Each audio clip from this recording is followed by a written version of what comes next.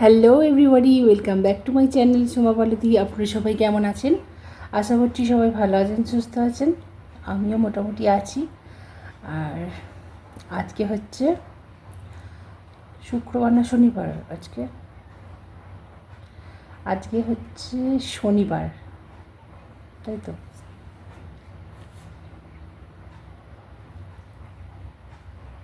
Yes, আজকে হচ্ছে শনিবার। আর উঠেছিলাম তখন সকাল 8টা, আর বৃষ্টি পড়েই যাচ্ছে, দেখছি বৃষ্টি পড়েই যাচ্ছে। তো সেই জন্য আর কি আবারও শুয়ে পড়েছি বিছানায়। ভাবলাম ব্লগটা একটু স্টার্ট করে দিই, অনেকদিন ব্লগ করা হয়নি, আপনাদের সঙ্গে অনেকদিন গল্প করা হয়নি। তো যাই হোক, ভিডিওটা দেখতে থাকুন। আজকে জবা গাছে অনেক জবা ফুল ফুটেছে, যদিও এতগুলো ফুল লাগবে না, অনেক ফুলই গাছে রয়ে যাচ্ছে এখন। আর ওই যে দেখুন, নয়নতারা গাছে তো ফুলে ভর্তি। তারপর কয়েকটা অপরাজিতা ফুলও হয়েছে। মেঘ এখনও কালো করে এসছে, মানে সারাদিন বৃষ্টিই হবে মনে হয়। আমাদের ব্রেকফাস্ট সবার হয়ে গেছে, তো বসে বসে কুটনোগুলো কেটে ফেললাম আর একটু মশলাটাও বেটে দিচ্ছি। তো আজকে বাজার থেকে অমরবাবু একটু চিকেন নিয়ে এসেছে, চিকেনটা আজকে ওই রান্না করবে, তো সেই জন্য আমি কুটনো কুটে মশলা বেটে একদম রেডি করে দিচ্ছি। আর ওই ভাতটা বসিয়ে দিয়েছে, আমি ভাতে জাস্ট কিছু সবজি কেটে আর বসিয়ে দিয়েছি সেদ্ধ।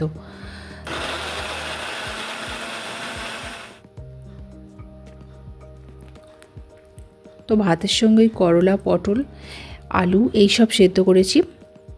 আর একটা পোস্ত করব, তো বলেছে ঝিঙে আলুর পোস্ত খাবে, তো সেই জন্য ঝিঙে আলুর পোস্তটা আমি বানিয়ে দেব। তো এখন আপাতত মশলাটা বাটা হয়ে গেল। তো তারপরে আমি স্নান করব আজকে এখনও আমার স্নান হয়নি, তো ভাবছি একটু পরেই স্নানটা করব। আর সাবমার্সিবল থেকে জল ভরতে যেতে হবে। অমরবাবু বলেছে ও জলটা আজকে আনতে যাবে না, ওর একটু পায়ের প্রবলেম হচ্ছে, তো সেই জন্য জলটা আমি নিয়ে একদম স্নান করব। আর এই যে ভাতটা ওই বসিয়ে দিয়েছিল, আমি জাস্ট একটুখানি দেখে নিচ্ছি ভাতটা হয়েছে কি না।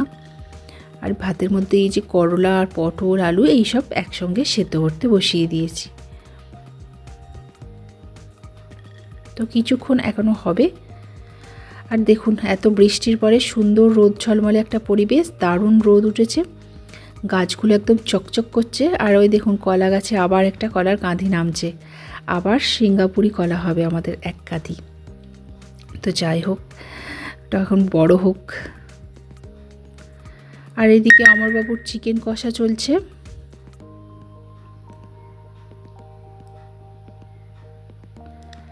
আর আমি এইদিকে বসিয়ে দিয়েছি ঝিঙে আলুর পোস্ত। এটা খেতে অমরবাবু ভীষণ ভালোবাসে, সেই জন্য আমাকে বললো ওটা করার জন্য। কদিন কালই দেখছি বাজার থেকে ঝিঙে নিয়ে আসছে বেশি করে, এই ঝিঙে আলুর পোস্ত খাবে বলে। আর ঝিঙে বেচে ফেলে দিয়ে শুধু আলুগুলো খায়, এরকম লোক কজন আছে আমার মতো, যেটা আমি করে থাকি। আচ্ছা, আপনারা কিছুজন কমেন্ট বক্সে আমাকে বলেছেন যে দিদি, আমি আপনাকে সাপোর্ট করলাম, আপনারা আমাকে সাপোর্ট করুন, আমি আপনাকে ভালোবাসা দিলাম, আপনারাও আমাকে ভালোবাসা দিন, আমার ঘরে আসুন। তো আমি তাদের উদ্দেশ্যে একটাই কথা বলবো, আপনারা এই ধরনের কমেন্টস করবেন না, যাতে করে আপনাদের নিজেদের চ্যানেলের কিন্তু ক্ষতি হয়ে যাবে। কেননা এই চ্যানেলে এই ধরনের কমেন্টসগুলোকে ইউটিউব অ্যালগরিদম কিন্তু স্প্যাম কমেন্টস বলেই ধরে থাকে। আর এতে কিন্তু চ্যানেলের প্রচণ্ড রিচ ডাউন হয়ে যায়। আপনারা নিজেরাই নিজেদের যদি ভিডিওগুলো ভালো করেন, ভিডিওর কোয়ালিটি ভালো করেন, তাহলে আপনাদের ভিউয়ার্স অবশ্যই আসবে। আর ভিউয়ার্সটাই আসল কথা। আপনাকে হয়তো সাপোর্ট দিয়ে সাবস্ক্রাইব করে দিয়ে আপনার ভিডিও দেখলো না, তাতে কিন্তু আপনার কিছু লাভ নেই। আপনার ভিউয়ার্সটাই আসল কথা। আপনার ভিডিও ভালো হলে আপনার ভিডিও অবশ্যই দেখবে, আর আপনার ভিডিও দেখলে তবেই আপনার ইউটিউবে কাজ করে লাভ। তাই নিজেদেরকে পরিবর্তন করুন। তো স্নান টান আমার কমপ্লিট হয়ে গেছে, আর রান্নাও কমপ্লিট হয়ে গেছে। তো মেয়ে আজকে, তখন বৃষ্টি হচ্ছিল, একটু থেমেছিল বৃষ্টিটা, তখনই স্কুলে গেছে ও।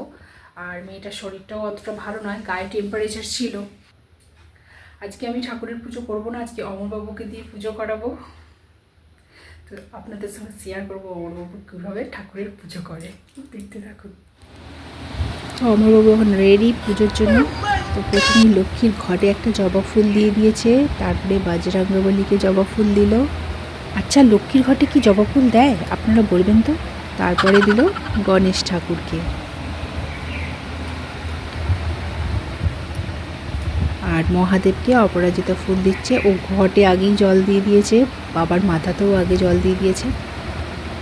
আর এখানে বুদ্ধদেবকে সাদা ফুল দিয়ে দিল, তারপরে দিয়ে দিল লক্ষ্মীকে। তো অমরবাবু আসলে খুব কমই পুজো টুজো করেন। আরে ঠাকুরকে আগে ফুল দেওয়া হয়ে গেল, তারপরে অমরবাবু নকুলদানা দিচ্ছে। ফুল টুল দেওয়ার পর তারপরে নকুলদানা দিল।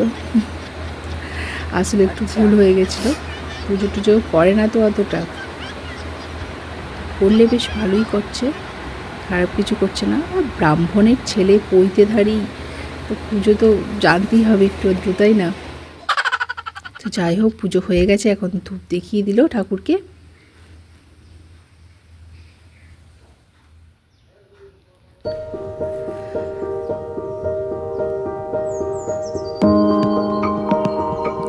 খাওয়া দাওয়া করে বেশ কিছুটা টাইম কেটে গেছে। তারপরে সন্ধেবেলা বেরিয়ে পড়েছি অমরবাবু আর আমি দুজনে মিলে একটু কেনাকাটা করতে, ওই টুকটাক আর কি, স্থানীয় এলাকায় মার্কেটে।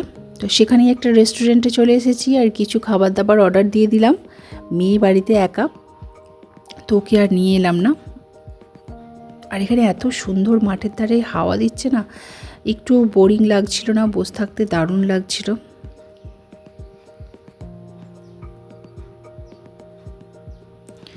বাড়িতে চলে এলাম। তো সন্ধেবেলা টিফিনের জন্য একটু এগ চিকেন রোল নিয়েছি, আর রাতের জন্য নিয়েছি রুমালি রুটি আর চানা পানির।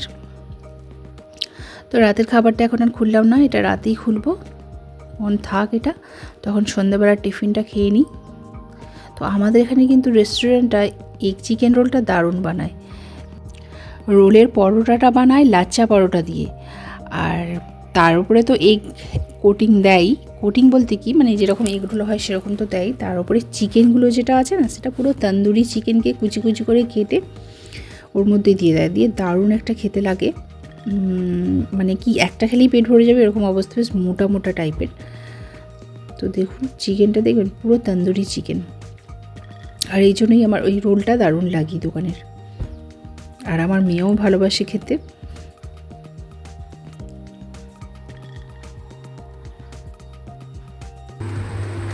তো আজকে আর রাত্রে রান্না বান্না নেই, তো সেই জন্য মেয়ে ওই ঘরে পড়ছে আর আমি এখানে ফোন ঘাটাঘাটি করছি, আর অমরবাবু এসে দুয়ারে।